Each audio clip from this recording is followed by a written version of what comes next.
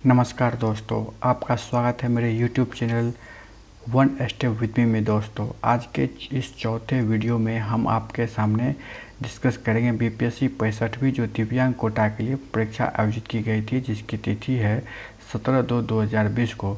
तो दोस्तों, इस एग्ज़ाम का जो क्या विषय वार क्वेश्चन रहा वो एक बार एक झलक आप यहाँ देख लीजिए, आपको स्क्रीन पर दिखाई दे रहा होगा। और इसके बाद एक नज़र आप नीचे देख लीजिए, इस एग्ज़ाम के कट ऑफ के किस कैटेगरी में क्या कट ऑफ गया था वह सामने डिस्प्ले पे आपको दिख रहा होगा। तो चलिए दोस्तों, बिना देर किए हुए हम इस सेट का प्रैक्टिस शुरुआत करते हैं और चलते हैं पहले नंबर क्वेश्चन पर, जिसमें कि कह रहा है कि निम्न कथनों में से कौन सा सही है। क्या कह रहा है दोस्तों, निम्न में से कौन सा सही है। तो पहला कथन इसमें कह रहा है कि हड़प्पा उत्खनन 1921 में किया गया था।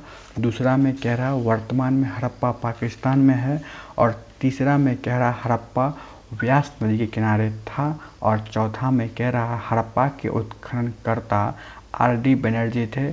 और पांचवा ऑप्शन में कह रहा है छत्र वाला ताम्र रथ हड़प्पा से मिला था।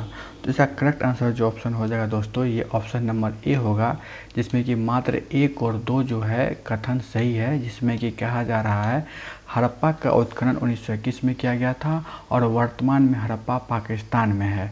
तो दोस्तों चलते अगले क्वेश्चन पे। क्वेश्चन नंबर 2 में कह रहा है निम्न में से कौन सी नदी सप्त सिंधु प्रदेश में समाविष्ट नहीं थी। तो इसका करेक्ट आंसर जो हो जाएगा दोस्तों, ऑप्शन नंबर डी होगा, जो कि है साबरमती। अगले क्वेश्चन की बात करें जो क्वेश्चन नंबर 3 है, इसमें कह रहा है चंद्रगुप्त मौर्य ने सेल्यूकस को बख्शिश के रूप में क्या दिया था। तो ऑप्शन नंबर ए हो जाएगा, जिसमें कह रहा है कि 500 युद्धक हाथी दिया गया था। बात कर ले क्वेश्चन नंबर 4 में, तो कह रहा है निम्न में से कौन सा जोड़ा सही नहीं है।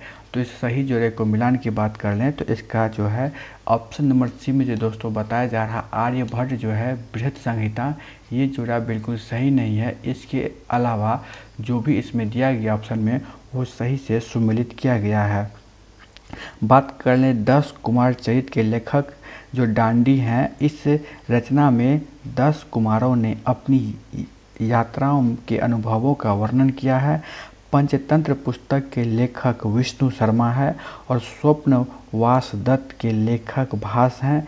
यह 6 अंकों का एक रोचक संस्कृत नाटक है और बृहत संहिता के लेखक वराहमिहिर है और यह संस्कृत भाषा में लिखा गया। इसमें खगोल शास्त्र से संबंधित बातों का वर्णन किया गया है। दोस्तों, बात कर रहे हैं क्वेश्चन नंबर 5 की, तो इसमें कह रहा है विग्रहराज जो है चतुर्थ ने अजमेर की 2.5 दिन का झोपड़ा नामक मस्जिद के पहले किसका निर्माण किया था। तो इसका करेक्ट आंसर हो जाएगा ऑप्शन नंबर ए, जो कि है स्कूल का निर्माण करवाया था। बात कर लें क्वेश्चन नंबर 6 की, इसमें कह रहा है निम्न कथनों में से कौन से कथन सही हैं। तो चलिए दोस्तों इस सारे कथन को देख लेते हैं। इसमें पहला कथन कह रहा है कि ये जो है कल्हन का ग्रंथ जो राज तरंगिणी संस्कृत में है, जो कि बिल्कुल सही है। दूसरा कह रहा है आपको इब्न बतूता को दिल्ली का काजी नियुक्त किया गया था, ये भी बिल्कुल सही है। और तीसरा कथन कह रहा है अब्दुल हामिद लाहौरी जो था पादशाह नामा शाहजहां के शासन के बारे में है, जो ये भी सही है। और इसके अलावा चौथा जो कह रहा है अमीर खुसरो सितार का आविष्कार किया था, ये भी बिल्कुल सही है। और अगला 5वां में कह रहा है हमीदा बानो बेगम ने हुमायूंनामा लिखा था, ये ऑप्शन बिल्कुल गलत हो जाएगा दोस्तों, क्योंकि हुमायूंनामा के लेखक गुलबदन बेगम है। तो इस प्रकार इस क्वेश्चन का जो है 1, 2, 3, 4 जो है ये सारे सही हो जाएंगे। तो इस प्रकार ऑप्शन नंबर बी इसका करेक्ट आंसर होगा। बात करें अगले क्वेश्चन की जो 7 नंबर है, कह रहा है गौतम बुद्ध ने अपना प्रथम उपदेश कहाँ दिया था। तो इसका करेक्ट आंसर हो जाएगा ऑप्शन नंबर बी, जो कि है सारनाथ में। अब भारतीय इतिहास का मध्यकालीन भारत से जो भी प्रश्न आए हैं वो यहाँ से आपको देखने मिलेंगे। क्वेश्चन नंबर 8 में कह रहा है किसने भारत में चिश्ती संप्रदाय की स्थापना की थी। तो इसका correct answer option number C होगा, जिसमें कह रहा है मोइनुद्दीन चिश्ती की। और उसके बाद क्वेश्चन नंबर 9 में है शिवाजी के शासन तंत्र में विदेश मंत्री के नाम से जाना जाता था, वो कौन थे। तो वो सुमंत थे, जो आपको विदेश मंत्री के नाम से जाने जाते थे। बात कर लें अब भारतीय इतिहास का आधुनिक भारत से जो भी प्रश्न आए थे उसमें पहला क्वेश्चन जो 10 नंबर का वो कह रहा है किसकी सहायता से हैदर अली ने 1755 में डिंडीगुल में एक आधुनिक शस्त्रागार की स्थापना की थी। तो इसका करेक्ट आंसर हो जाएगा ऑप्शन नंबर डी जो कि है फ्रेंच विशेषज्ञ के सहायता से किया था। अगला क्वेश्चन नंबर 11 में कह रहा है दोस्तों पुर्तगालियों की प्रथम फैक्ट्री भारत में कहाँ स्थापित की गई थी। इसका करेक्ट आंसर जो हो जाएगा दोस्तों आपको ऑप्शन नंबर सी होगा, बिल्कुल कालीकट में स्थापना किया गया था। बात कर लें क्वेश्चन नंबर 12 की, इसमें कह रहा है मद्रास में रैयतवाड़ी पद्धति जो है मद्रास में रैयतवाड़ी पद्धति को किसने प्रारंभ किया था। तो इसका करेक्ट आंसर हो जाएगा ऑप्शन नंबर बी जो कि है थॉमस मुनरो। उसके बाद जो है क्वेश्चन नंबर 13 है किसने कहा था कि 1857 की घटना प्रारंभ में एक संघर्ष के रूप में था और घटना का अंत स्वतंत्रता संग्राम के रूप में हुआ था। इसका करेक्ट आंसर हो जाएगा ऑप्शन नंबर ए जो कि है doctor SN. Sen. Question number 14 की बात करें तो किस वर्ष में एक भारतीय महिला और भारतीय राष्ट्रीय कांग्रेस की अध्यक्ष बनी थी। तो इसका करेक्ट आंसर हो जाएगा ऑप्शन नंबर ई। तो दोस्तों देख लेते हैं ऑप्शन नंबर इसका करेक्ट आंसर क्यों होगा, क्योंकि भारतीय राष्ट्रीय कांग्रेस की स्थापना तो पता ही होगा आपको 28 दिसंबर 1885 ईस्वी को हुआ था और इसमें भारत का वायसराय लॉर्ड डफरिन था और कांग्रेस की पहली महिला अध्यक्ष एनी बेसेंट थी, जबकि प्रथम भारतीय महिला इसकी अध्यक्ष जो थी वो सरोजिनी नायडू थी जो 1925 में बनी थी और वो 1925 इस ऑप्शन में कहीं नहीं दिया गया है। इस प्रकार से इसका आंसर जो हो जाएगा ऑप्शन नंबर ई हो जाएगा। बात कर लें क्वेश्चन नंबर 15 की, तो इसमें क्या कह रहा है निम्नलिखित में से कथनों कौन से कथन सही हैं और इसको पहचानना है। तो यहाँ पे 5 कथन दिए गए हैं और इसमें देखना कौन सा कथन सही है और कौन कथन गलत है। तो पहला कथन में कह रहा है लाइक अली निज़ाम के एग्जीक्यूटिव काउंसिल के प्रेसिडेंट थे, जो कि बिल्कुल सही बात कह रहा है। और दूसरा है हैदराबाद के खिलाफ ऑपरेशन पोलो 48 घंटे तक चली थी दोस्तों। तो ये जो है ऑप्शन ये एकदम बिल्कुल गलत हो जाएगा। और उसके बाद क्वेश्चन ये स्टेटमेंट 3 में कह रहा है कश्मीर राज्य के इंस्ट्रूमेंट ऑफ एक्सेशन जो कि 15/8/1947 के दिन हस्ताक्षर हुए थे। तो ये भी जो कह रहा है ये भी बिल्कुल गलत है। और बात कर ले रहे हैं चौथा कथन की, जिसमें कह रहा है शाहनवाज भुट्टो जूनागढ़ स्टेट के आखिरी दीवान थे, जो कि बिल्कुल सही बात कह रहा है। ये शाहनवाज भुट्टो जूनागढ़ स्टेट के आखिरी दीवान थे। और 5वां स्टेटमेंट में कह रहा है कि के.एम. मुंशी को भारत सरकार हैदराबाद में अपने एजेंट के रूप में नियुक्त किया था। तो ये भी बिल्कुल सही हो जाएगा इसके हिसाब से। तो करेक्ट आंसर हो जाएगा 1, 4 और 5 जो कि ऑप्शन नंबर 1 में दिया गया है। बात करें क्वेश्चन नंबर 16 की, इसमें कह रहा है हिंदू पेट्रियाटिक का संपादक कौन था। यह करेक्ट आंसर हो जाएगा ऑप्शन नंबर ए हरिश्चंद्र मुखर्जी के द्वारा हिंदू पेट्रियाटिक का संपादन किया गया था। अगला क्वेश्चन नंबर 17 है इंडियन एसोसिएशन का नेतृत्व किसने किया था। तो इसका करेक्ट आंसर हो जाएगा ऑप्शन नंबर ई। तो दोस्तों देखते हैं क्वेश्चन नंबर ई जो है ऑप्शन ई जो है इसका आंसर कैसे सही हुआ। तो इसके बारे में देख लेते हैं। तो इंडियन एसोसिएशन की स्थापना 1876 ईस्वी में सुरेंद्र नाथ बनर्जी एवं आनंद मोहन बोस ने किया था। इंडियन एसोसिएशन को इंडियन नेशनल एसोसिएशन के नाम से भी जाना जाता है और वर्ष 1885 में इस संगठन का विलय कांग्रेस में कर दिया गया था। तो इस प्रकार से इसका जो आंसर जो है दोस्तों ऑप्शन नंबर ई हो जाएगा। अगला क्वेश्चन नंबर 18 में कह रहा है साम्राज्य के अंतर्गत स्वशासन नामक उद्देश्य को मुस्लिम लीग ने कब स्वीकार कर लिया था। तो इसका करेक्ट आंसर हो जाएगा दोस्तों ऑप्शन नंबर बी 1913 में मुस्लिम लीग ने इसे स्वीकार कर लिया था। क्वेश्चन नंबर 19 में कह रहा है होम चार्ज या ब्रिटेन में भारतीय सरकार के खर्च में सहमति जो होती थी किसके हिसाब से सहमति होती थी। तो इसका भी ऑप्शन जो दोस्तों इनमें से किसी नहीं से होगा। इसका ऑप्शन नंबर ई आंसर दिया गया है। अब ई कैसे है तो इसमें देखिए बताया गया है कि दादा भाई नौरोजी ने अपनी पुस्तक poverty and British rule in India में धन निष्कासन सिद्धांत का प्रतिपादन किया था। नौरोजी ने धन निष्कासन के कई कारण बताए जो धन निष्कासन सिद्धांत के कारण बने थे, जिसमें सैनिकों के वेतन भत्ते आर्थिक विकास के प्रमुख तत्व 1857 की क्रांति को देखने में जो रकम खर्च की गई उसे भी भारतीय खजाने से दिया गया। भारत द्वारा ब्रिटेन के सभी नागरिकों के प्रशासन और सेना के खर्च का भुगतान भी किया जाता था। इस प्रकार से इनमें से कोई ऑप्शन नहीं बल्कि ऑप्शन नंबर ई सही होगा। अगला क्वेश्चन नंबर 20 में कह रहा है दोस्तों, 1857 के भारतीय राष्ट्रीय कांग्रेस के अमरावती अधिवेशन को किसने 3 दिवसीय का तमाशा कहा था? तो ये दोस्तों ऑप्शन नंबर सी में जो है अश्वनी कुमार दत्त के द्वारा इसको 3 दिन का तमाशा कहा गया था, जो कि अमरावती में हुआ था 1897 में। अगला क्वेश्चन नंबर 21 है, इसमें कह रहा है जिम्मरमैन योजना जो है संबंधित व्यक्ति था या थे, कौन थे? तो इसका करेक्ट आंसर हो जाएगा दोस्तों ऑप्शन नंबर ई, इनमें से कोई नहीं या एक से अधिक। ऐसा इसलिए कि भूपेंद्र नाथ दत्त और लाला हरदयाल एवं अन्य लोगों ने जो है 1915 में इस योजना के तहत Berlin committee for Indian independence की स्थापना की।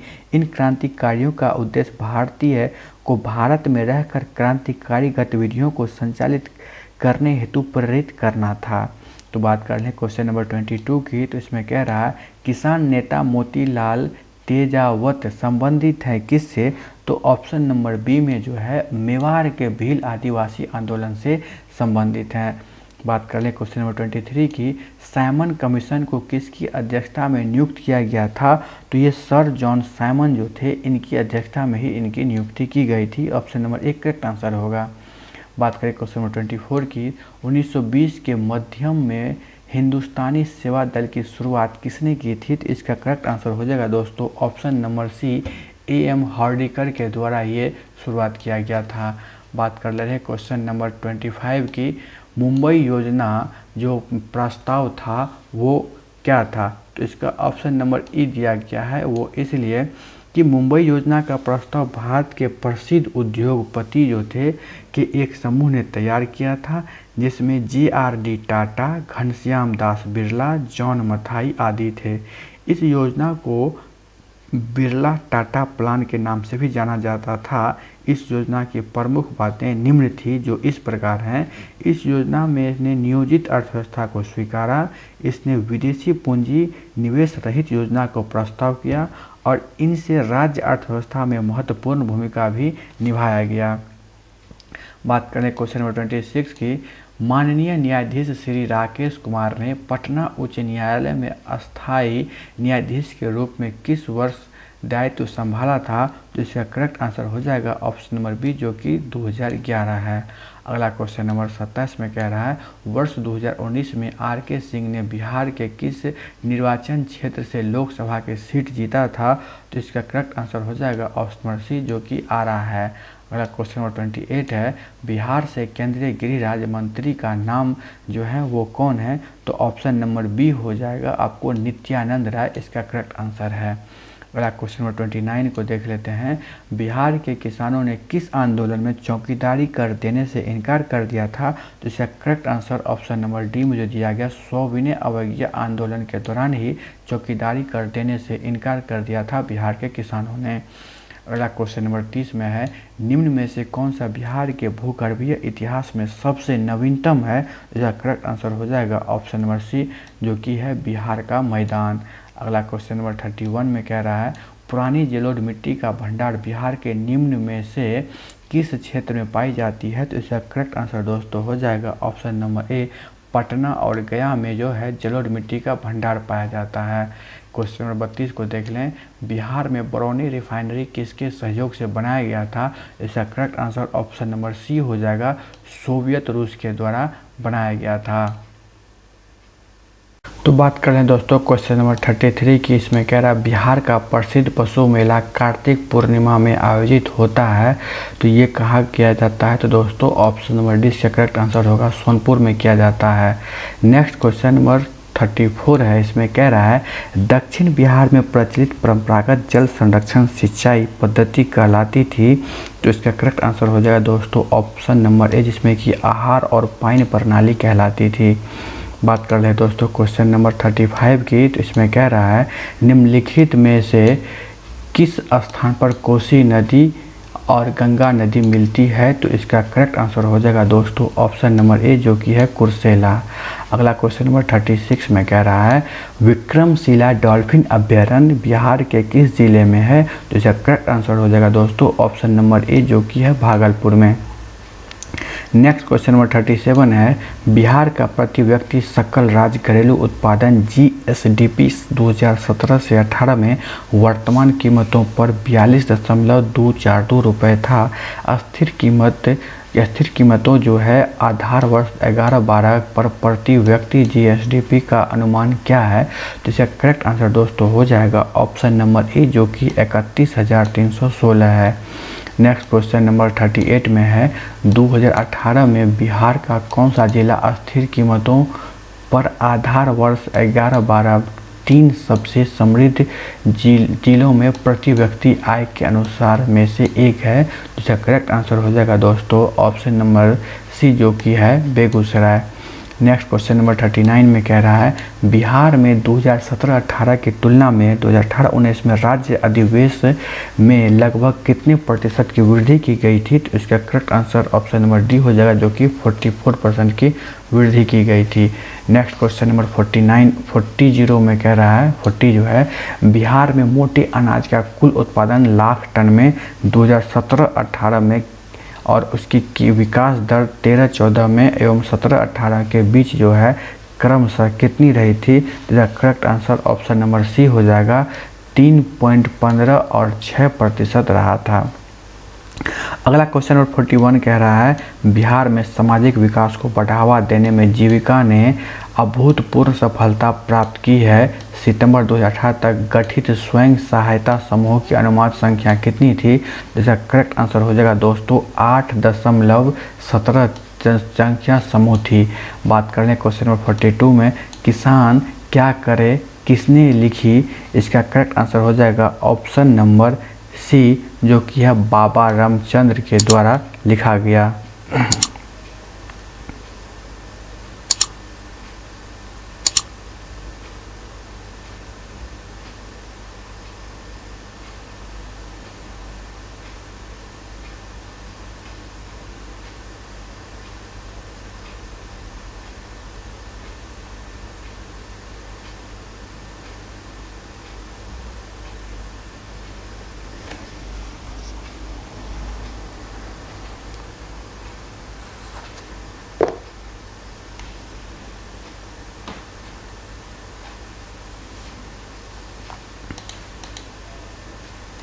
तो दोस्तों बात कर रहे हैं क्वेश्चन नंबर 42 की। तो इसमें कह रहा है किसान क्या करे किसने लिखी है? तो इसका करेक्ट आंसर जो हो जाएगा ऑप्शन नंबर डी। इसमें उपयुक्त सभी दिया गया है जिसमें कि है स्वामी सहजानंद सरस्वती, कल्याणानंद शर्मा और बाबा रामचंद्र। और बात कर रहे हैं क्वेश्चन नंबर 43 की। तो इसमें कह रहा है मदरलैंड को किसने प्रकाशित किया था? तो इसका correct answer option number C हो जाएगा मजहरुल हक। नेक्स्ट क्वेश्चन 44 में कह रहा है पटना युवक संघ की स्थापना हुई थी। तो ये करेक्ट आंसर हो जाएगा ऑप्शन नंबर सी जो कि 1927 में पटना युवक संघ की स्थापना हुई थी। और पटना युवक संघ की स्थापना जो 1927 में किया गया था, इस संघ की स्थापना जो है मनीन्द्र नारायण राय के द्वारा किया गया था दोस्तों। इसके द्वारा मनीन्द्र नारायण राय के द्वारा किया था। बात कर लें क्वेश्चन नंबर 45 में। तो पाटलिपुत्रा में बुलाई गई प्रथम जैन संगति के अध्यक्ष कौन थे? तो इसका करेक्ट आंसर हो जाएगा आपको स्थूलभद्र जो कि ऑप्शन नंबर सी में है। नेक्स्ट क्वेश्चन नंबर 46 में है किस शासक ने अपनी राजधानी पाटलिपुत्र में स्थानांतरित की थी? तो इसका करेक्ट आंसर हो जाएगा दोस्तों ऑप्शन नंबर सी जो कि है उदयन। बात करें क्वेश्चन नंबर 47 में 1922 में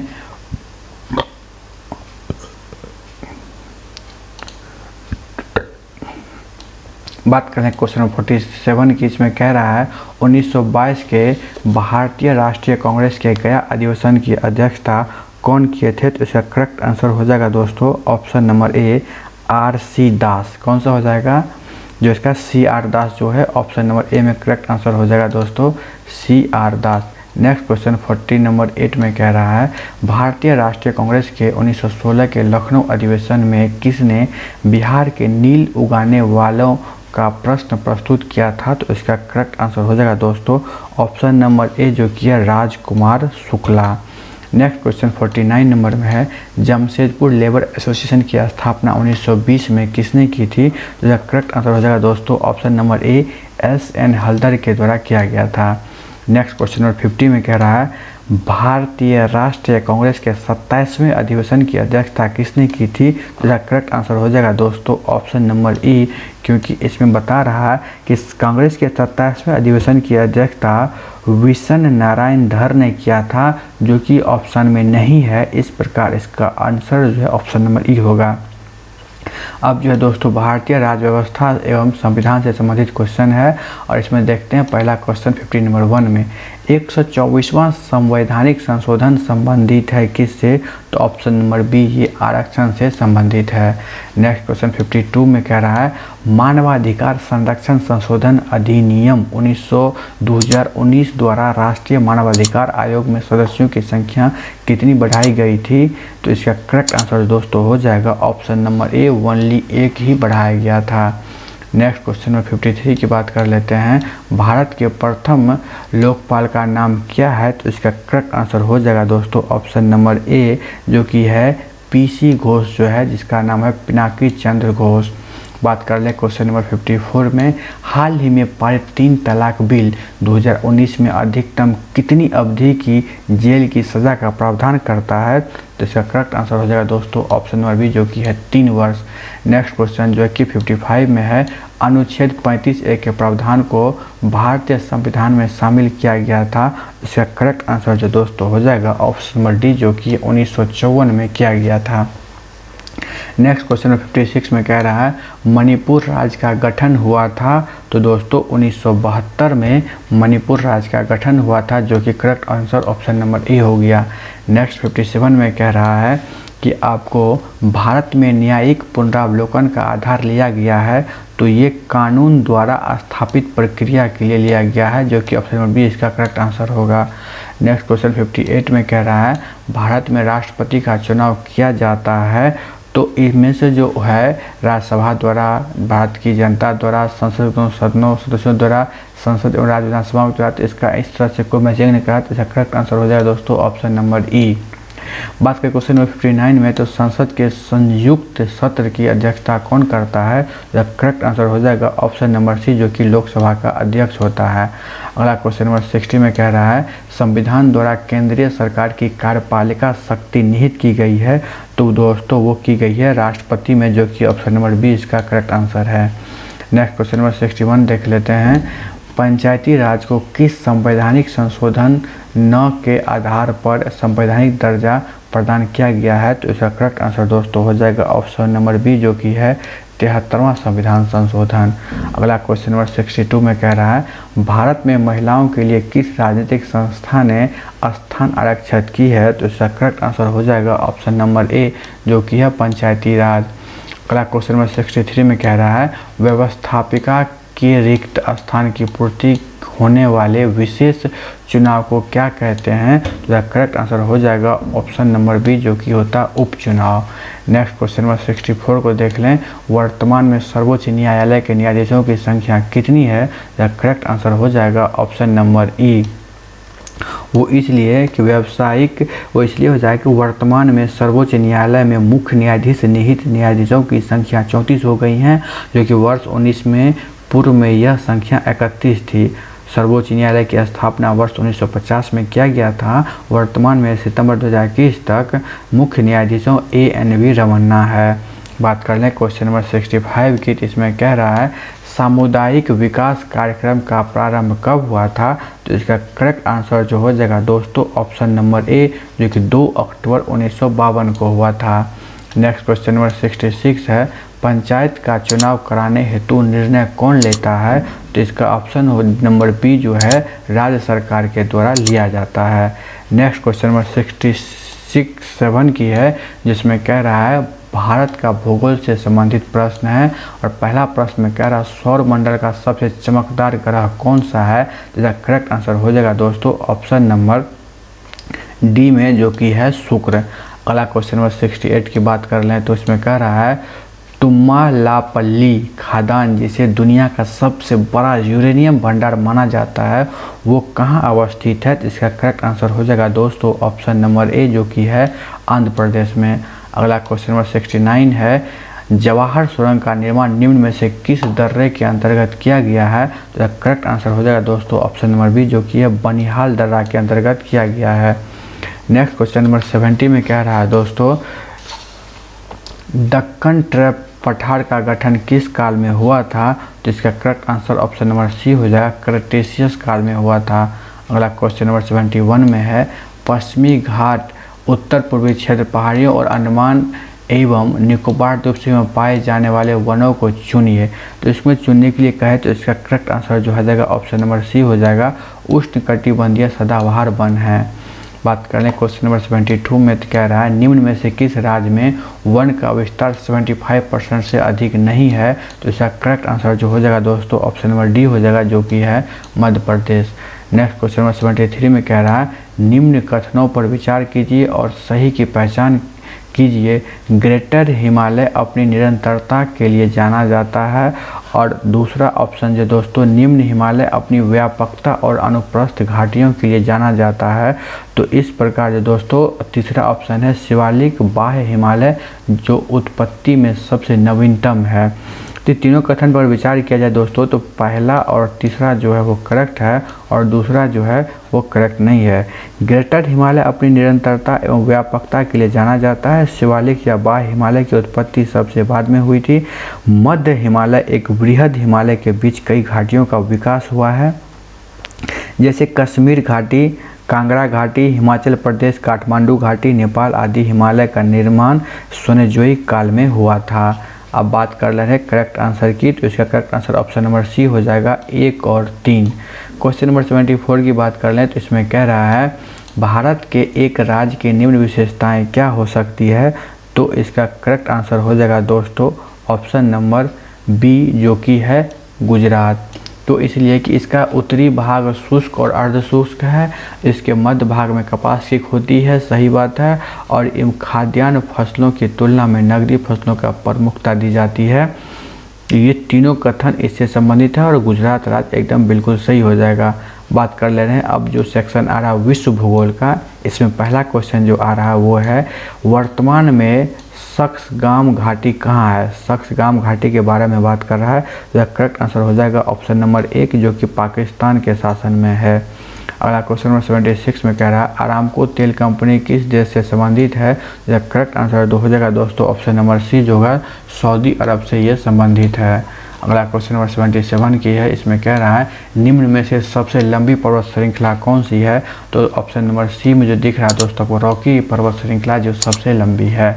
बात करें 78 में, तक काल एक प्रकार का निर्मित संरचना है, तो ये कौन सा संरचना है दोस्तों? तो इसका करेक्ट आंसर हो जाएगा ऑप्शन नंबर ए, जो कि दक्षिणी अफ्रीका की है।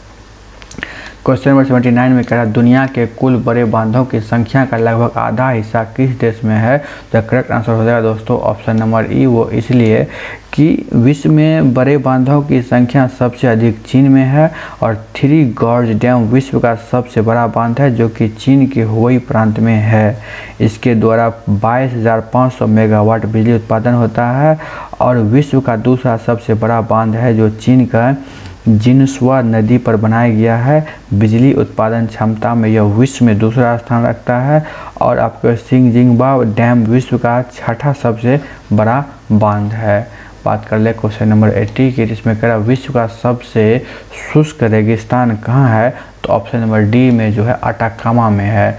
अब जो दोस्तों क्वेश्चन आ रहा है अर्थव्यवस्था से, इसका पहला क्वेश्चन नंबर 81 है, भारत को 2024-25 तक 5 ट्रिलियन की अर्थव्यवस्था बनाने के लिए जीडीपी की विकास दर लगातार कितनी होनी चाहिए? तो इसका करेक्ट आंसर हो जाएगा दोस्तों ऑप्शन नंबर ए, जो कि है 8%। अगला क्वेश्चन नंबर 82 में कह रहा है, बजट 2019-20 में घोषित प्रधानमंत्री कर्मयोगी मानधन योजना का लक्ष्य क्या है? तो इसका करेक्ट आंसर हो जाएगा ऑप्शन बी, बेरोजगार युवाओं के लिए भत्ता देना। क्या करना है? तो बेरोजगार युवाओं के लिए भत्ता देना। बात करें क्वेश्चन नंबर 83 की, जिसमें कह रहा है, बोना उद्यम 100 से कम वाले प्रतिष्ठान, 100 से कम वाले प्रतिष्ठान का भारत में 18-19 में सेवा योजन और उत्पादन में प्रतिशत योगदान है, इसका कितना? तो क्रमशः हो जाएगा दोस्तों, इसका करेक्ट आंसर जो हो जाएगा ऑप्शन नंबर ए होगा, जो कि 14% और 8% हो जाएगा। नेक्स्ट क्वेश्चन देख लें 84 में, वित्तीय वर्ष 18-19 में भारत का कितना प्रतिशत ग्रामीण परिवार शौचालय तक पहुंच वाला तथा उसका व्यवहार करता हुआ पाया गया? तो करेक्ट आंसर दोस्तों हो जाएगा ऑप्शन नंबर डी, जो कि है 99%। बात करें क्वेश्चन नंबर 85 में, भारत में कुल बिजली उत्पादन नवीनीकरण ऊर्जा 25 मेगावाट के अधिक पन बिजली को छोड़कर का हिस्सा 14-15 में 6% बढ़कर 18-19 में कितना प्रतिशत हो गया? इसका करेक्ट आंसर हो जाएगा दोस्तों ऑप्शन नंबर ई हो जाएगा। वो इसलिए कि 18-19 में जो है MNRE ministry of new and renewable energy के रिपोर्ट के अनुसार देश में कुल 75.35 गीगावाट नवीकरणीय ऊर्जा का उत्पादन हुआ, जो कि कुल ऊर्जा उत्पादन का 347.37 गीगावाट के 21.12% है, जबकि नवीकरणीय ऊर्जा के अंतर्गत पवन ऊर्जा 34.98 गीगावाट, सौर ऊर्जा 24.33 गीगावाट और लघु पन बिजली 4.5 गीगावाट और जैव ऊर्जा 9.54 गीगावाट का योगदान है। 12 अगस्त 2021 को प्रकाशित MNRE के रिपोर्ट के अनुसार भारत में 2022 तक 100 GW नवीकरणीय ऊर्जा प्राप्त करने के लक्ष्य को 2021 की शुरुआत में ही प्राप्त कर चुका है। अब देश के सामने 2030 तक 430 गीगावाट नवीकरणीय ऊर्जा प्राप्त करने का लक्ष्य रखा गया है। बात करें क्वेश्चन नंबर 86 में, तो क्वेश्चन नंबर 86 में कह रहा है कि 2017-18 में भारत में GDP की विकास दर 7.2% से घटकर 2018-19 में कितना प्रतिशत रह गया है? इसका करेक्ट आंसर हो जाएगा दोस्तों 6.8% हो जाएगा, जो कि ऑप्शन नंबर बी सही है। बात कर रहे हैं क्वेश्चन नंबर 87 में, भारत में 2017-18 में स्थिर या निश्चित निवेश की विकास दर कितने प्रतिशत से बढ़कर 18-19 में 10% हो गई है? तो 9.3% से बढ़कर 10 हो गया है। इस प्रकार से ऑप्शन नंबर 20 का करेक्ट आंसर होगा। बात कर रहे हैं क्वेश्चन नंबर 88 की, तो इसमें कह रहा है भारत के रत्न और आभूषण निर्यात संवर्धन परिषद के अनुसार निर्यात विकास दर अप्रैल-जुलाई 2019 में 2018 के उसी समय की तुलना में कितना घटी है? तो 8.5% घट गई है। बात करें क्वेश्चन नंबर 89 की, जिसमें कह रहा है अगस्त 2019 में भारत सरकार ने वित्त मंत्रालय ने सार्वजनिक क्षेत्रक बैंकों की तरलता और उधार व्यवस्था के सुधार के लिए कितना मूलधन करोड़ों में डालने की घोषणा की गई है? यह करेक्ट आंसर हो जाएगा दोस्तों ऑप्शन नंबर सी, जो कि 70,000।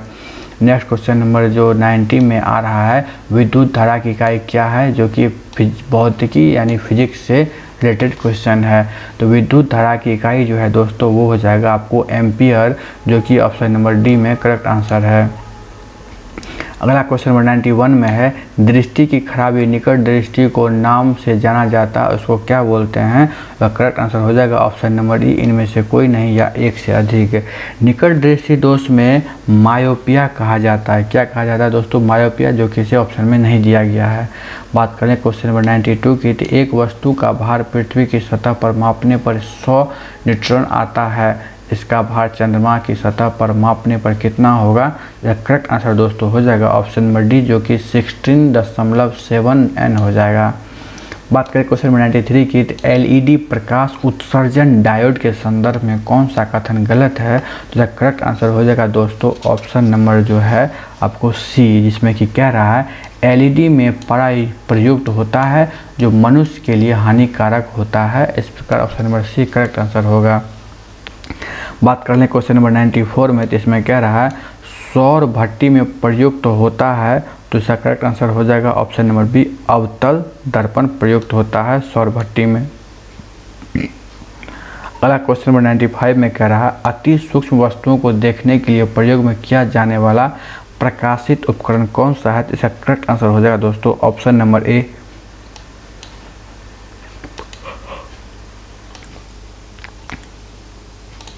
दोस्तों बात करें क्वेश्चन 96 में, तो इसमें कह रहा है अल्ट्रासोनिक तरंगे जो होती है, अल्ट्रासोनिक तरंगे आपको कैसा होता है? तो इसमें कह रहा है कि 20 किलोहर्ट्ज़ से कम आवृत्ति की ध्वनि तरंगे जो होती हैं वो अल्ट्रासोनिक तरंगे होती हैं। तो बिल्कुल नहीं, ये गलत बात है।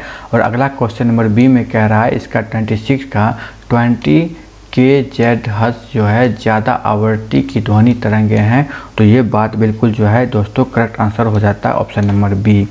जिसमें देख लेते हैं श्रव्य तरंगें जो होती है 20 हर्ट्ज से 20,000 हर्ट्ज तक होता है और पराश्रव्य तरंग जो होती है 20,000 हर्ट्ज तक होता है। बात कर ले रहे हैं नेक्स्ट सेक्शन जो कि रसायन विज्ञान की। इसमें पहला क्वेश्चन 97 का है, रसायन विज्ञान के अनुसार निम्न में से कौन सा भौतिक परिवर्तन का एक उदाहरण है। तो करेक्ट आंसर हो जाएगा दोस्तों ऑप्शन नंबर बी, पानी का उबलना। कौन सा हो जाएगा, पानी का उबलना एक भौतिक परिवर्तन है। बात करें क्वेश्चन नंबर 98 की, जिसमें कह रहा है निम्न में से कौन सा एक अलौह धात्विक खनिज है। तो इसका करेक्ट आंसर दोस्तों हो जाएगा ऑप्शन नंबर ई। वो इस प्रकार से कि खनिज जिन्हें गलाने पर धातु प्राप्त होता है उसे धात्विक खनिज कहते हैं। इसे लौह एवं अलौह श्रेणी में बांटा जा सकता है। वे सभी खनिज जिसमें लौह की मात्रा होता है उसे लौह धात्विक खनिज कहलाते हैं, जैसे manganese, nickel, tungsten, chromium, boron, titanium और तथा लौह अयस्क आदि होते हैं। अलौह खनिज में लौह की अंश जो होता है नहीं होता है, जैसे कोबाल्ट, टीना, तांबा, जस्ता, सीसा, प्लेटिनम, बॉक्साइट, मैग्नीशियम आदि जो है वो अलौह कैटेगरी में आते हैं। बात करें क्वेश्चन नंबर 99 में, तो ट्यूब लाइटों तथा प्रखंडलियों में प्रयोग किया जाने वाला ग्लास किससे बनता है। तो इसका करेक्ट आंसर जो है दोस्तों ऑप्शन नंबर ई हो जाएगा। बात करें क्वेश्चन नंबर 100 की, निम्न में से किस धातु को विद्युत चालकता सबसे अधिक होती है। तो इसकी correct answer option number B हो जाएगा जो कि है रजत का। नेक्स्ट क्वेश्चन नंबर 101 में कह रहा है, पृथ्वी के वातावरण में सबसे प्रचुर मात्रा में पाए जाने वाली गैस कौन सी है। करेक्ट आंसर हो जाएगा ऑप्शन नंबर डी जो कि है नाइट्रोजन। अगला क्वेश्चन नंबर 102 में कह रहा है, एल्कोहल को कार्बोक्सिलिक अम्ल में परिवर्तित किया जा सकता है। किस में, तो कार्बोक्सिलिक अम्ल में परिवर्तित किया जा सकता है। किस विधि से दोस्तों, तो एक में जो है मात्र ऑक्सीडेशन के द्वारा परिवर्तित किया जाता है। नेक्स्ट क्वेश्चन नंबर 103 में है, नाभिकीय रिएक्टर में नाभिकीय विखंडन से विद्युत उत्पन्न करने के लिए साधारणतः प्रयोग किया जाने वाला तत्व कौन सा है। तो करेक्ट आंसर जो दोस्तों हो जाएगा ऑप्शन नंबर सी जो कि है यूरेनियम के द्वारा किया जाता है। बात करें क्वेश्चन नंबर 104 के, निम्न में से सबसे अच्छा अग्निशामक कौन सा है। कौन सा दोस्तों, सबसे अच्छा अग्निशामक कौन सा है। तो करेक्ट आंसर दोस्तों हो जाएगा ऑप्शन नंबर डी जो कि है कार्बन डाइऑक्साइड जो है सबसे अच्छा अग्निशामक है। बात करें क्वेश्चन नंबर 105 की, तो फुलरीन अथवा बकीबॉल कितने कार्बन परमाणुओं का बना होता है। तो इसका करेक्ट आंसर हो जाएगा दोस्तों ऑप्शन नंबर ई जो कि इनमें से कोई नहीं एक से अधिक होता है।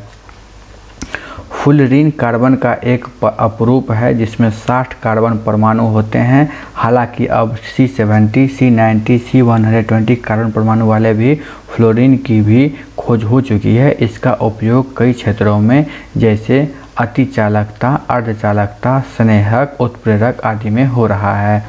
बात कर लें क्वेश्चन नंबर 106 की, जिसमें कह रहा है अधिक ऊंचाइयों पर द्रवों का क्वथनांक क्या होता है। या करेक्ट आंसर जो हो जाएगा ऑप्शन बी जो है वो घटता है। क्या होता है, अधिक ऊंचाइयों में द्रवों का क्वथनांक क्या होता है दोस्तों, तो घटता है।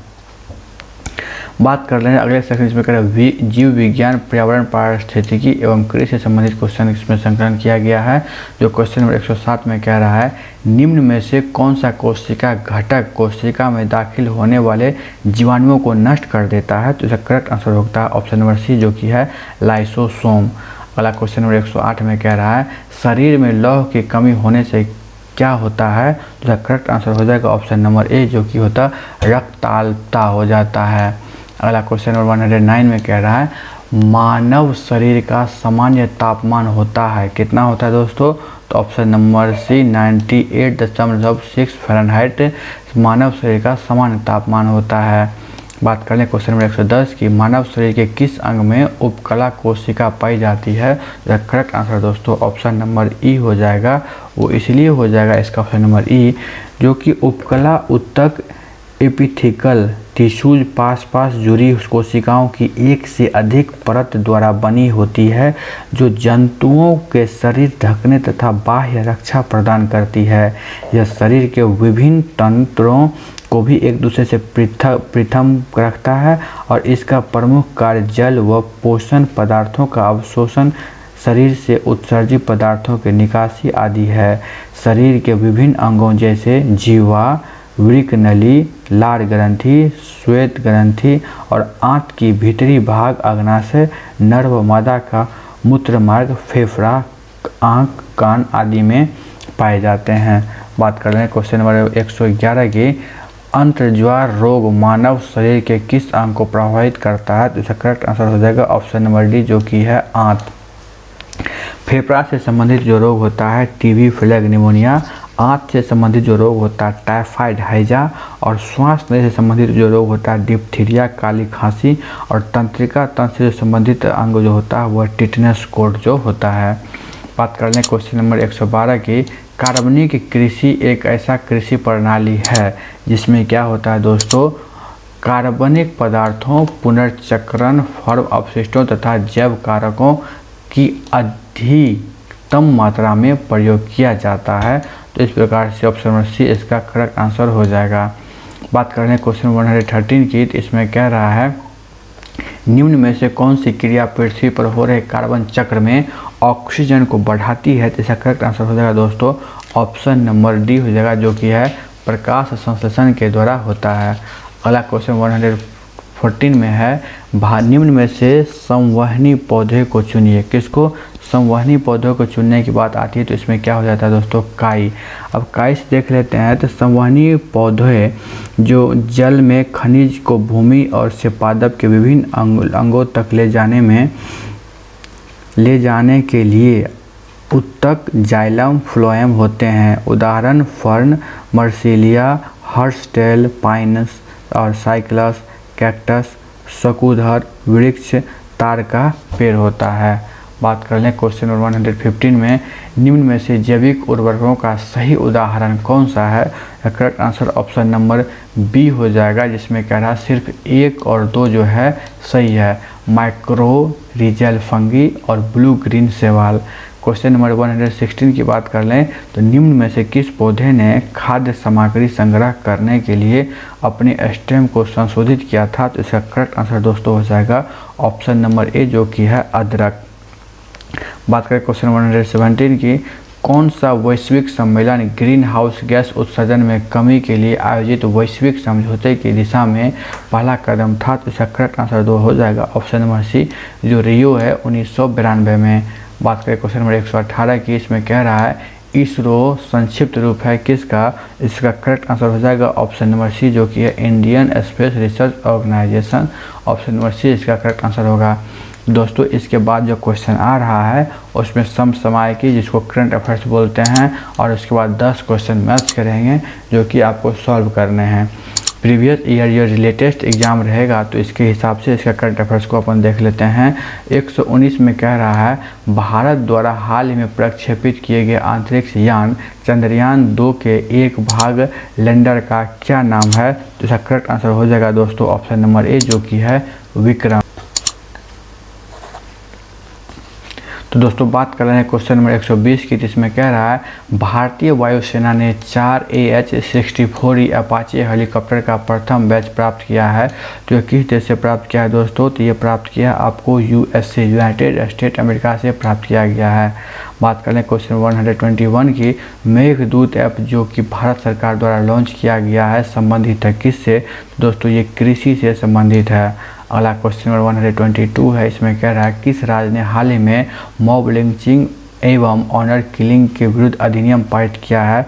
इसका करेक्ट आंसर हो जाएगा दोस्तों ऑप्शन नंबर डी, जो कि है राजस्थान।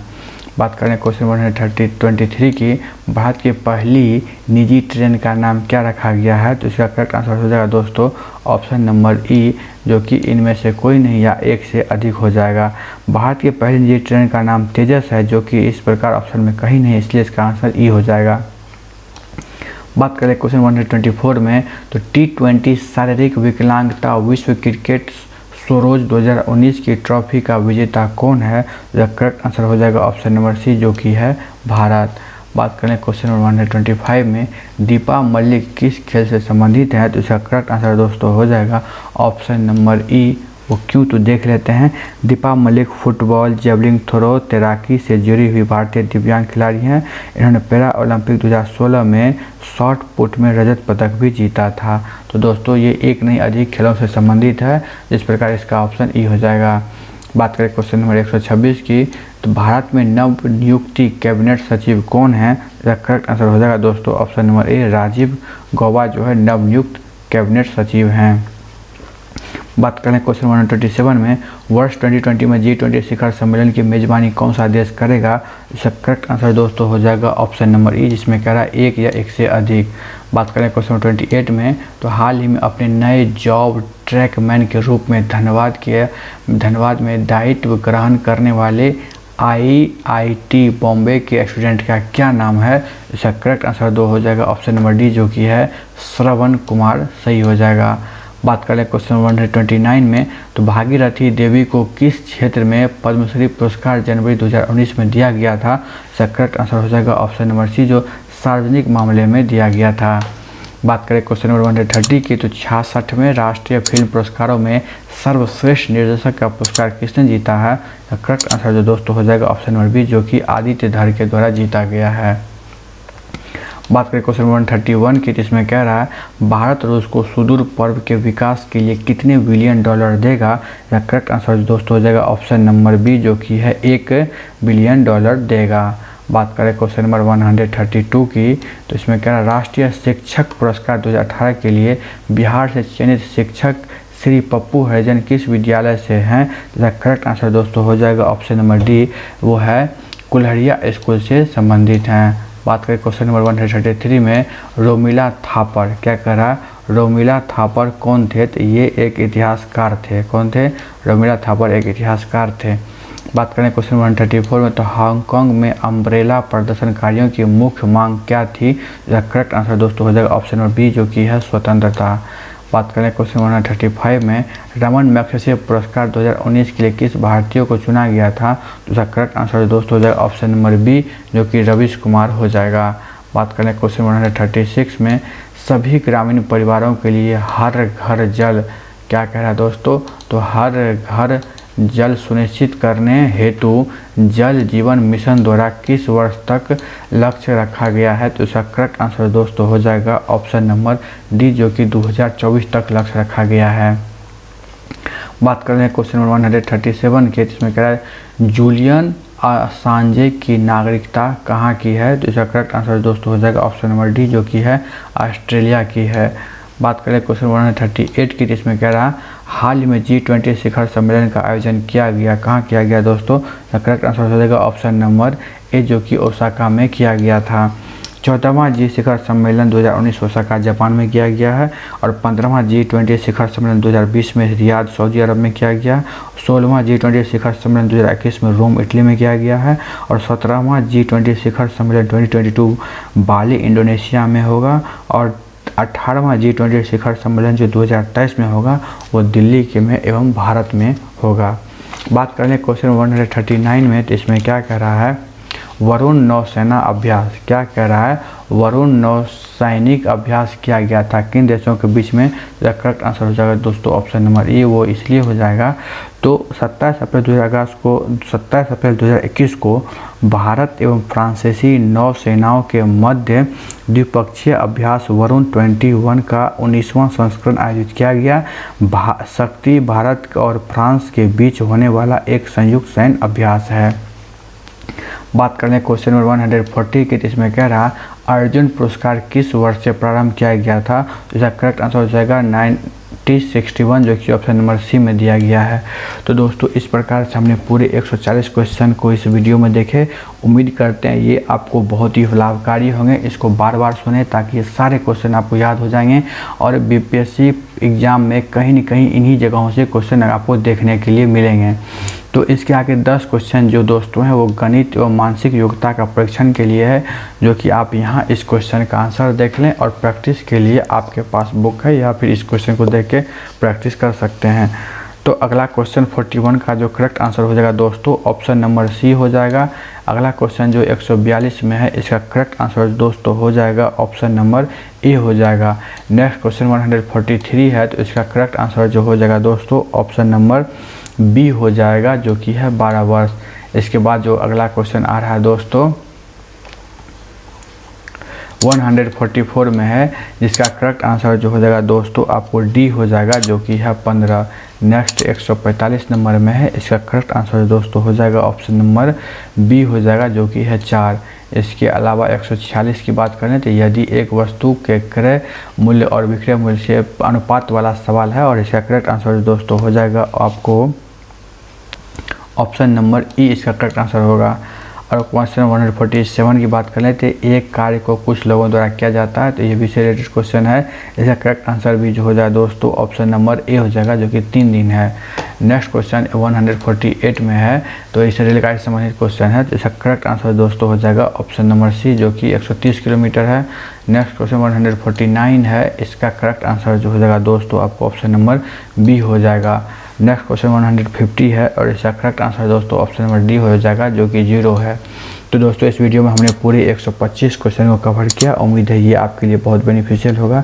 तो दोस्तों चैनल को लाइक शेयर सब्सक्राइब करें और दोस्तों को तक ये BPSC previous year practice set को शेयर करें ताकि वो भी इनका फ़ायदा ले सकें। जय हिंद।